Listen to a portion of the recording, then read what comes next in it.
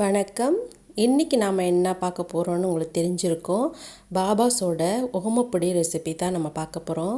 ஓமப்பொடி மட்டும் நம்ம செஞ்சிட்டோம்னா போதும், மிக்சரும் இதிலேயே நம்ம செஞ்சிடலாம். வாங்க இன்றைக்கி எப்படி ஓமப்பொடி செய்யலாங்கிறத பார்ப்போம். நான் இன்றைக்கி 2 பேக்கெட் ஃபர்ஸ்ட் எடுத்துக்கிறேன். நான் ரெண்டு பேக்கெட்டாக போட்டுட்டால் பிணைய கொஞ்சம் ஈஸியாக இருக்கும். அதனால் இது ஓமம் மிக்சியில் போட்டு அரைச்சி வச்சுருக்கேன். இதை லேசாக ஜடித்து எடுத்துக்கலாம் நம்ம. ஏன்னா பார்த்திங்கன்னா ஓமப்பொடியோட அச்சு ரொம்ப சின்னதாக இருக்கிறதுனால ஓமம் அப்படியே இருந்தால் மாட்டிக்கும். அதனால் நல்லா அரைச்சிட்டு கொஞ்சம் லேசாக ஜலிச்சு எடுத்துருங்க.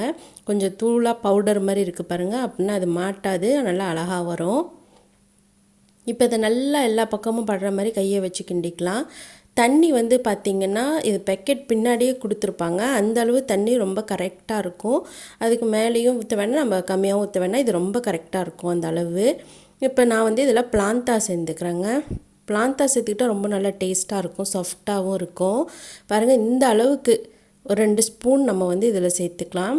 சேர்த்துட்டு நல்லா கிண்டி விட்டுறலாம் எல்லாத்தையும். இந்த பிளாந்தா பார்த்திங்கன்னா எல்லா பக்கமும் நம்ம படுற மாதிரி சேர்த்துக்கலாம். அப்போ தான் ரொம்ப நல்லாயிருக்கும். இப்போ இது கூட தண்ணியை நம்ம கொஞ்சம் கொஞ்சமாக நம்ம இதில் சேர்த்துக்கலாம். இது நார்மல் பைப் வாட்டர் தான், நம்ம அது அப்படியே சேர்த்துக்கலாம். இது வார்ம் வாட்டர்லாம் கிடையாது, ரூம் டெம்பரேச்சர் டேப் வாட்டர் தான் இது. நம்ம இதை கொஞ்சம் கொஞ்சமாக சேர்த்துட்டு இந்த மாதிரி நல்லா கிண்டிடலாம். இந்த மாதிரி நல்லா பிணைஞ்சு வச்சுட்டு ஒரு கவர் போட்டு நல்லா மூடி வச்சுருங்க, பிளாஸ்டிக் ஷீட் போட்டு. எண்ணெய் பார்த்திங்கன்னா கொஞ்சம் நல்லா சூடாக இருக்கணும். ரொம்ப சூடு கம்மியாக இருந்தாலும் பார்த்திங்கன்னா எண்ணெய் கொத்துக்கும். அதனால் எண்ணெய் கரெக்டாக அந்த அளவு சூடு வச்சுக்கோங்க. போட்டோன்னே மேலே வரணும், அந்த அளவுக்கு இருக்கணும் எண்ணெய் சூடு. இப்படி லேசாக கொஞ்சம் நல்லா வெந்ததுக்கப்புறமா அந்த கரண்டி எடுத்து நம்ம லேசாக தடவி கொடுத்தோன்னா கொஞ்சம் அடியிலலாம் அமுங்கி நல்லா வெந்துடும். இப்போ திருப்பி போட்டுட்டு லேசாக அப்படியே இந்த கரண்டிலேயே அப்படியே லேசாக தடவி கொடுங்க. அப்போ எண்ணெயில் மூழ்கிடும் பாருங்கள், அதனால் நல்லா வெந்துடும். ரொம்ப டார்க் கலராக எடுத்துடாதீங்க. லைட்டாக லேசாக கோல்டன் கலர் வரும் பாருங்கள், அப்பயே நம்ம எடுத்துடலாம். ரொம்ப மஞ்சள் கலராக எடுத்தோம்னாலும் நல்லா இருக்காது, காற்று போன மாதிரி இருக்கும்.